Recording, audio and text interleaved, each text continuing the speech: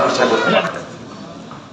তিনি সবকিছু হারিয়েছেন শুধুমাত্র দেশের জন্য, নিজেকে নিঃশেষ করেছেন, মিথ্যা মামলায় জেলে থেকেছেন, 5 বছরের সাজা 10 বছর হয়েছে আপিল করতে গিয়ে, কিন্তু তবুও তিনি কখনো আপোষ করেন নাই।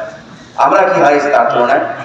আমরা হয়তো কেউ জমি হারিয়েছি, কেউ মামলা খেয়েছি, কেউ জেল কেটেছি, কেউ মারা গেছে, কিন্তু উনি সব হারিয়েছেন।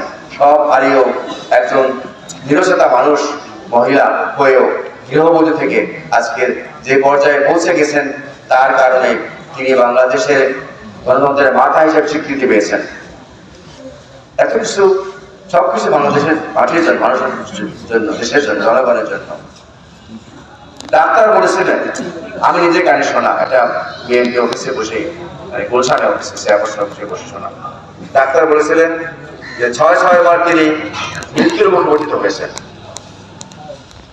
ফ্যাসিস্ট সরকারের আমলে। তখন একটা প্রস্তাব দেওয়া হয়েছিল যে চিকিৎসা করার জন্য, বাড়ি ফিরে যাওয়ার জন্য, রাজনীতি ছেড়ে দেওয়ার জন্য। উনি বলেছেন না, আমার চিকিৎসার প্রয়োজন নাই,